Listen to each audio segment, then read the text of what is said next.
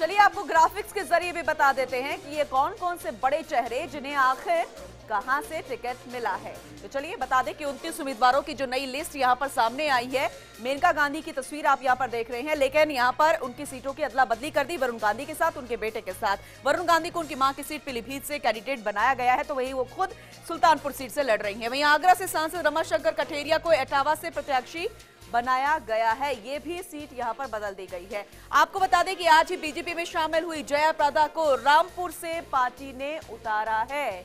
इसके अलावा रीता बहुगुणा को भी एक बार फिर से टिकट मिली। जोशी जो है इलाहाबाद से बीजेपी की कैंडिडेट होंगी।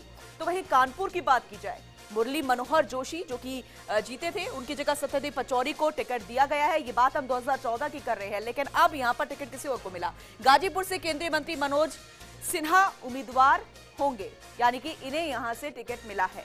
इसके अलावा आगे बढ़ते हैं, चंदौली लोकसभा सीट की बात करते हैं, जहां पर महेंद्र चंद्र पांडे चुनाव लड़ेंगे क्योंकि पार्टी ने इन्हें चुन लिया है, इन्हें यहां पर टिकट मिल गया है। वहीं आपको बता दें कि भारतीय जनता पार्टी ने पार्टी के वरिष्ठ नेता मुरली मनोहर जोशी की जगह कानपुर से सत्यदेव पचौरी को टिकट दे दिया है। सत्यदेव पचौरी उत्तर प्रदेश सरकार में मंत्री हैं, लेकिन अपने टिकट कटने से मुरली मनोहर जोशी नाराज है।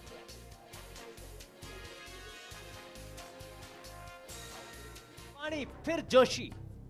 अब एक नए दौर में बीजेपी के शीर्ष पुरुष लाल कृष्ण आडवाणी का गांधीनगर से टिकट कटने के बाद बीजेपी के एक और बड़े नेता मुरली मनोहर जोशी के टिकट कटने की संभावना जताई जा रही थी, और हुआ भी ठीक वैसा ही।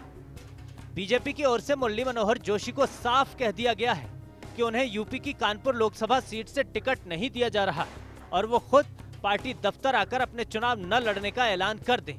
बीजेपी की ओर से संगठन मंत्री रामलाल ने मुरली मनोहर जोशी तक पार्टी के इस फैसले को पहुंचाया था। आपको याद होगा कि 2009 में वाराणसी से लोकसभा चुनाव जीतने के बाद मुरली मनोहर जोशी ने 2014 में वाराणसी सीट को बीजेपी के पीएम उम्मीदवार नरेंद्र मोदी के लिए खाली किया था। बहरहाल अटल, आडवाणी और जोशी के युग वाली बीजेपी में अब आडवाणी और जोशी के लिए कोई जगह नहीं है। हालांकि बीजेपी के हवाले से खबर है कि जोशी ने भी आडवाणी की तरह खुद चुनाव लड़ने का ऐलान करने से इनकार कर दिया।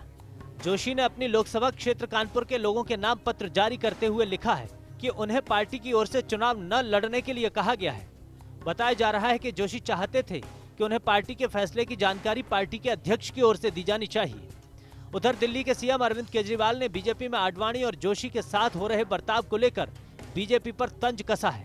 केजरीवाल ने कहा कि बीजेपी ने घर बनाने वालों को ही निकाल दिया है, जो कि हिंदू संस्कृति के खिलाफ है। अब इतना तय है कि बीजेपी में आडवाणी और जोशी युग का अंत हो गया है। पार्टी की ओर से जारी की गई स्टार प्रचारकों की लिस्ट में भी इन दोनों नेताओं का नाम नहीं है। Bureau report, first India news.